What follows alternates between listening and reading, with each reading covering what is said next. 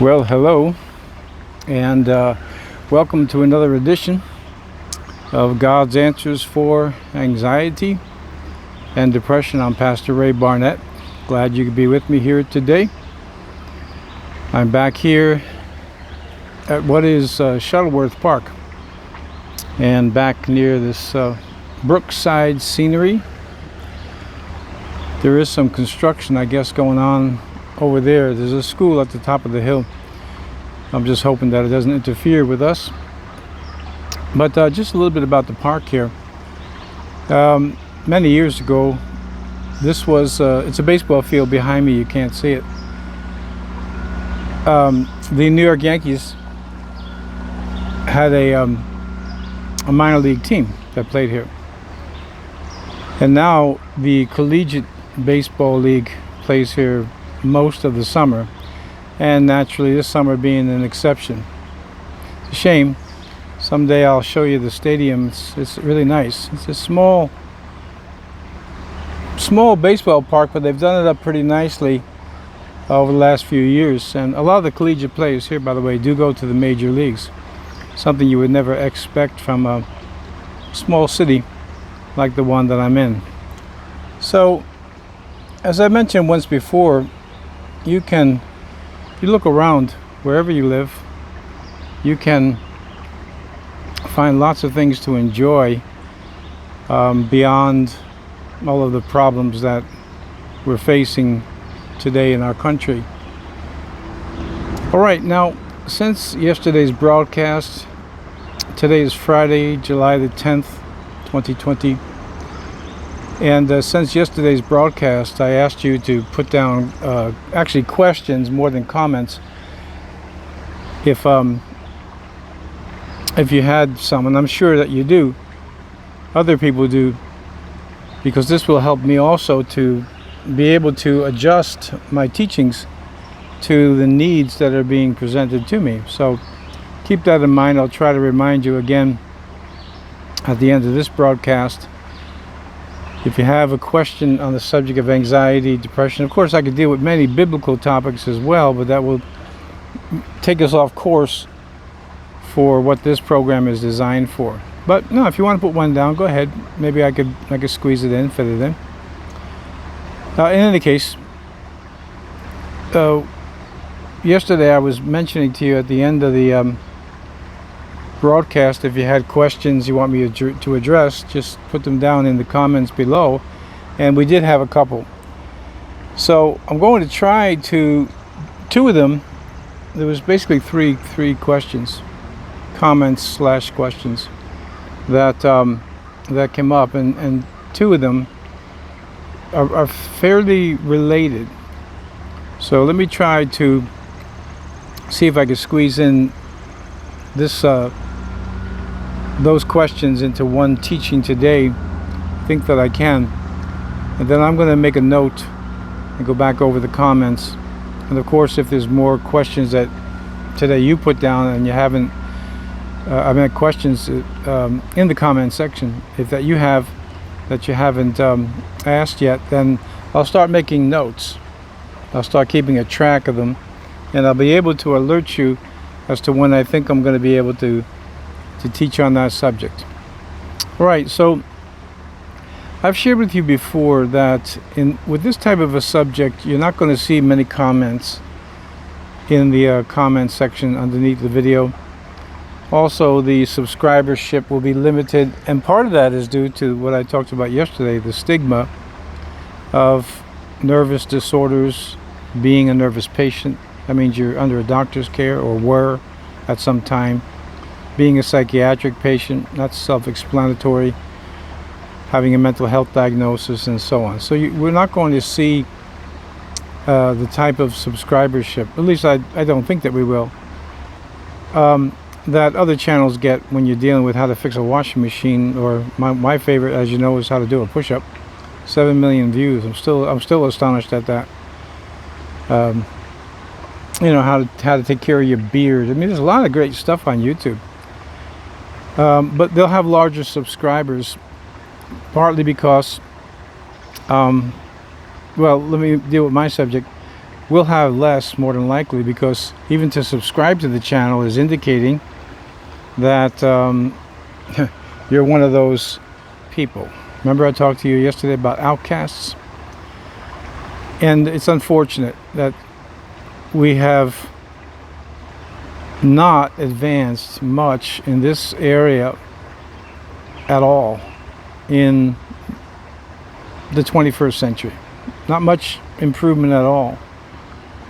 There have been improvements with medications. There have been improvements in some ways with treatments. But I have to tell you, and I won't deal with that today, but even some of the methods of treatments are still, in my view, very archaic and somewhat dangerous. But there has been some progress in the area of medicine and therapy. But almost no progress, very little anyway, of dealing with the stigma of being a patient, of being someone who has nervous symptoms. And so that was yesterday's broadcast, the stigma. We will have to go back to that. It's a very important topic.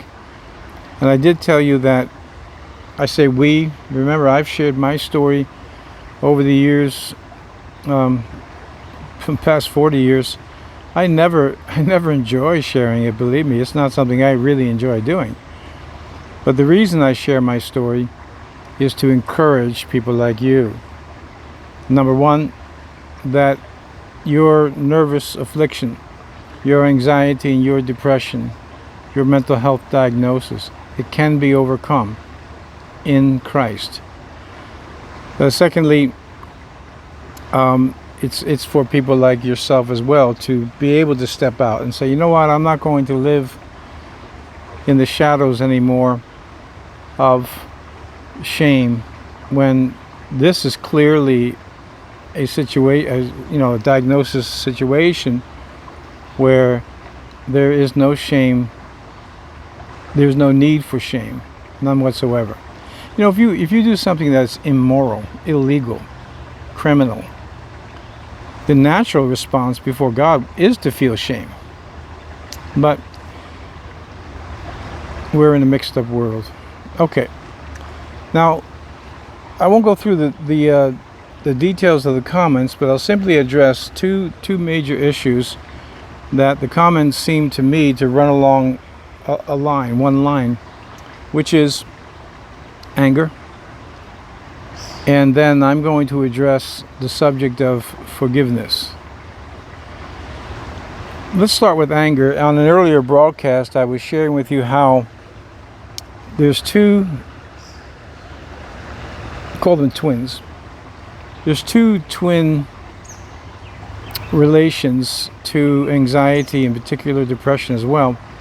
It's anger and fear.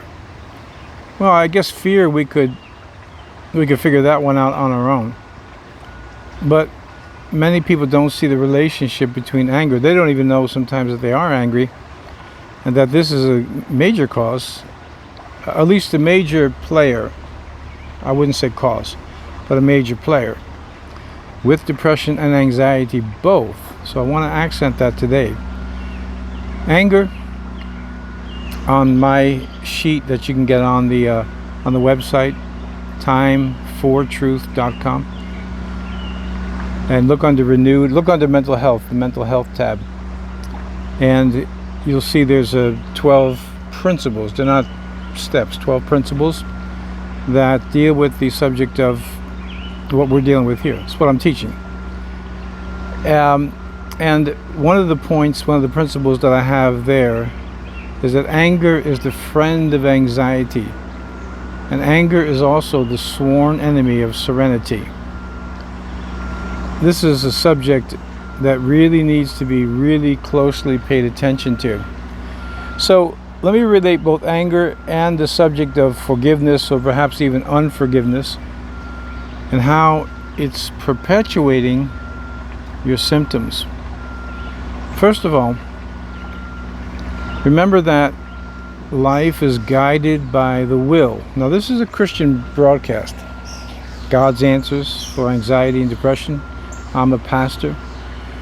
My doctorates, plural, are in biblical studies as well as theology. But the PhDs that I did was on the topic of the Bible and mental health. So I'm not a psychologist. I am a counselor, but I'm a pastoral counselor, and I'm thoroughly acquainted with this subject.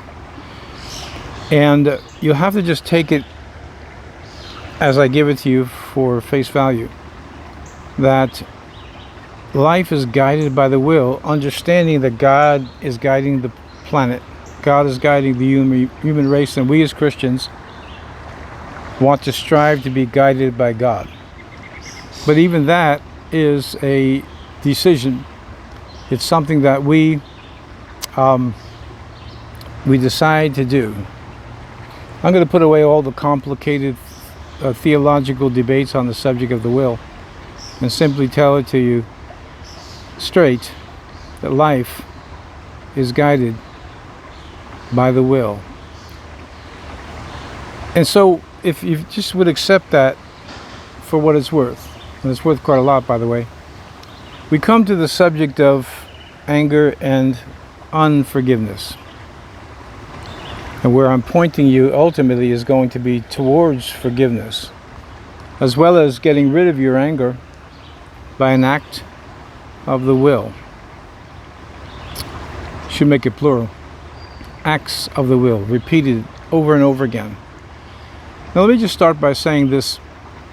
Of all the faults that I have had throughout my life, and they've been plenty, I've always told people that the chief one that I've had was my angry temper. You really can't see my shirt too well here. It says Ireland. I'm 85% Irish. My mother is 100% Irish. My dad makes up the rest. And I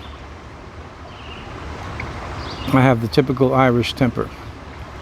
Well, call it an Irish temper, call it an Italian temper, call it a Latino temper, call it whatever you want. It's all the same.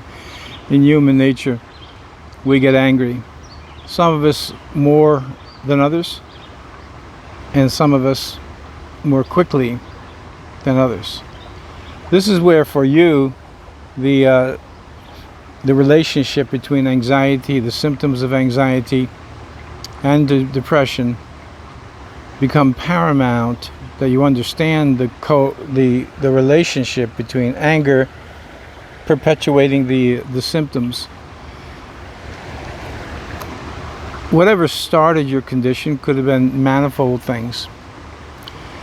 But now that you're in this situation with anxiety and depression, other mental health diagnosis, you must understand that anger, whether justified or not, is not something that is going to help you out at all. Now, if we were here talking, and you were to tell me, look, I hear you, but my anger is uncontrollable, I would challenge that statement by saying your anger is not. There is no such thing as uncontrollable behavior, except maybe in some very slim, exceptional cases. But anger is something that we can control. Life being guided by the will. And for you, anger is something you must get rid of. So again, if we were sitting here talking and you were to say to me, but Pastor Ray, I can't control myself when maybe it's around a person, a situation, both. One of the comments and one of the questions there was, it seems to be more of an ongoing thing, which is not uncommon when you have people suffering from anxiety, depression. Or if people are in chronic pain, they're going to develop more and more anger and be testy. We all are, I think. Well, I know I am. When I'm sick, I'm not very patient. Who is? I don't know. Maybe some people are. But if you don't understand the correlation between anger and anxiety and depression, then what's going to happen is you're going to perpetuate your own symptoms. In the book of Jonah, we're told that they that believe lying vanities forsake their own mercy.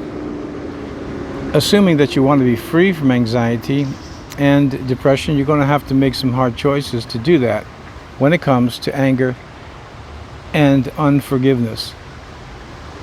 Let me say that you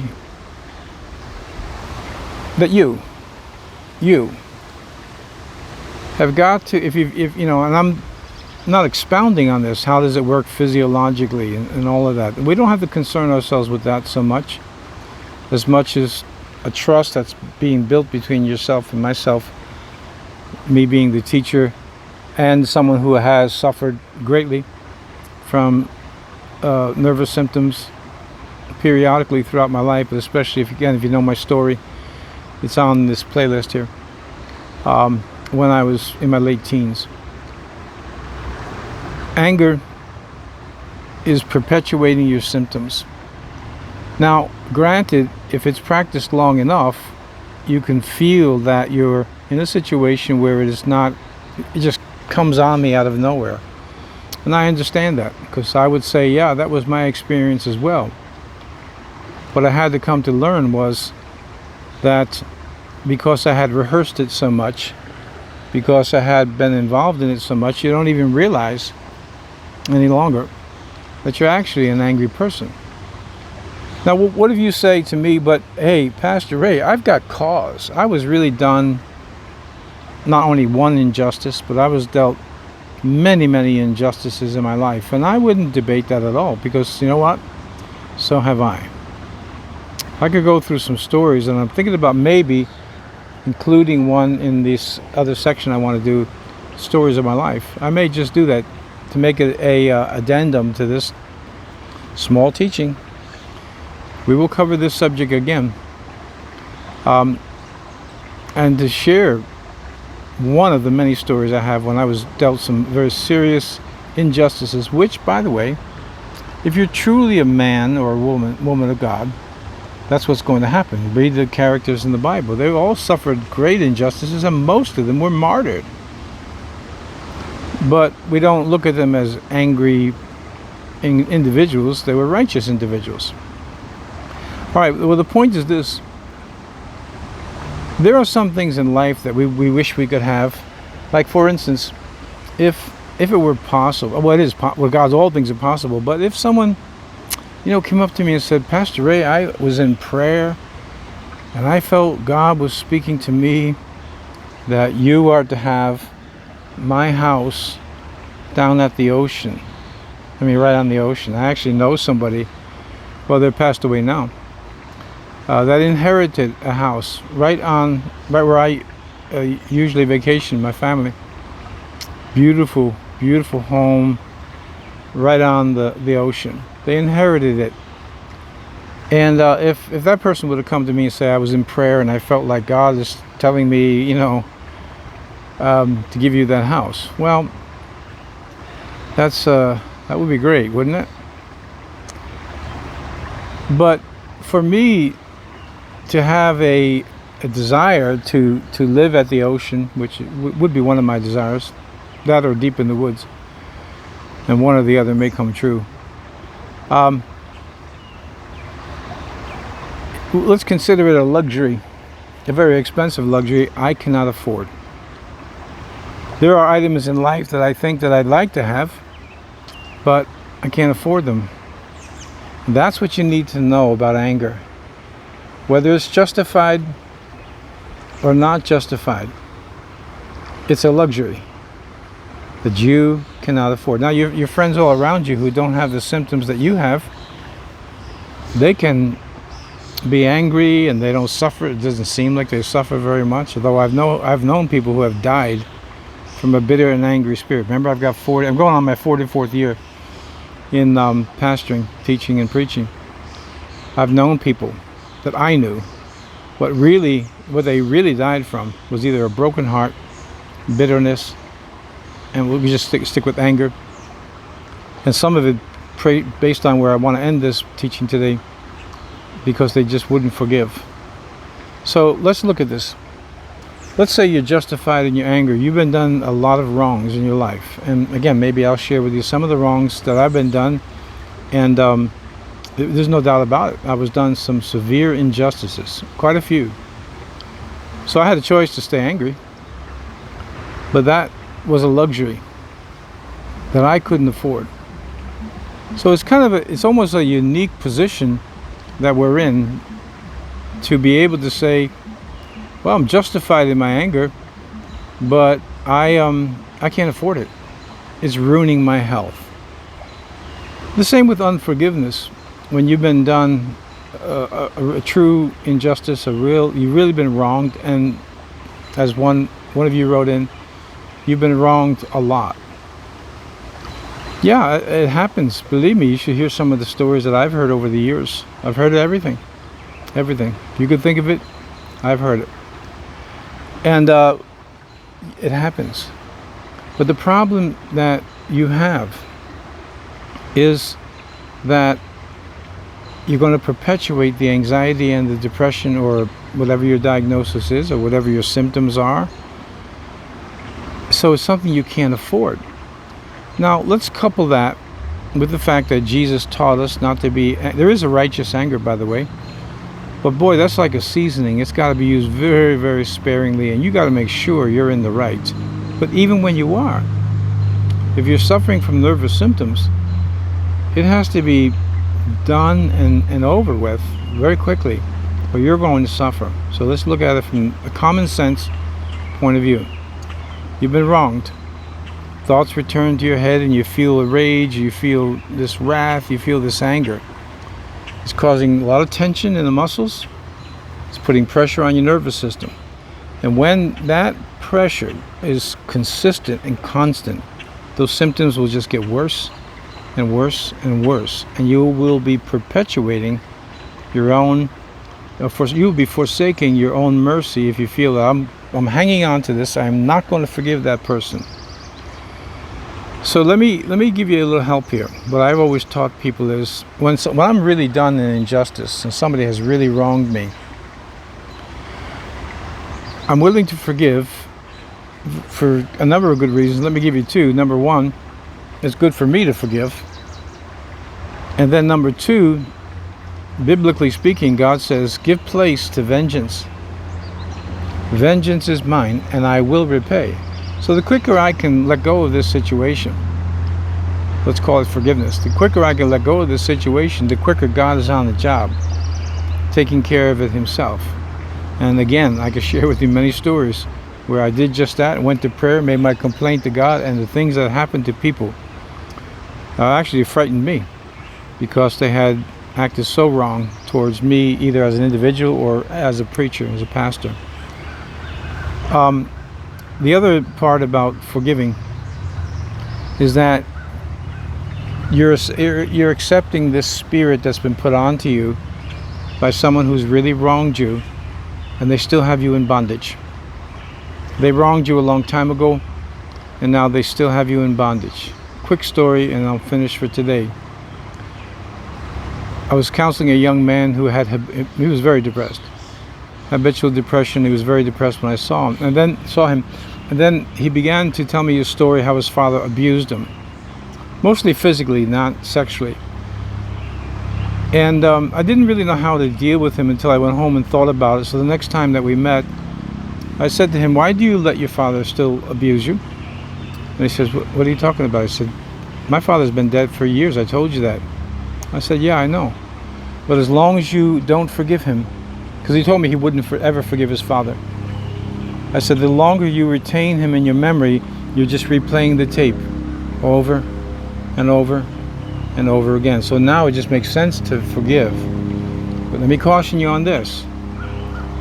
When the people who hurt you are still around you, or they're still alive, you don't have to forget. And I would counsel you not to forget. You forgive them, but you never forget that these people are toxic. They're dangerous. So that goes back to last week's broadcast, detaching from toxic people. All right, that's all that I have time for today. I'll try to pick up on this because it's a very important component of overcoming anxiety and depression, forgiveness, and by an act of the will, subduing your angry temper and bring it into submission. Father, I pray that those that are watching will have your peace today, and these little broadcasts will give them respite.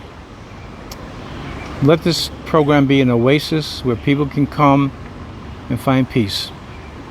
In Jesus' name, amen. Okay, so hopefully I'll be with you tomorrow doing stories from my life. I definitely will be in the pulpit on Sunday on our Time for Truth channel, Time for Truth Ministries. That's another channel, not this one, another one. Easy to find. And I ask you to subscribe to this channel. And if you're interested in these teachings, it's going to take a long time to get through everything. And put down in the comments if you have a question you want me to deal with. This is very good. And I'm going to make some more notes on the three comments I had yesterday. And I'll try to address them. So hopefully I'll see you again tomorrow. I hope these teachings are helping you. And I want to just wish you a great weekend, okay? Make sure you go to church. God bless.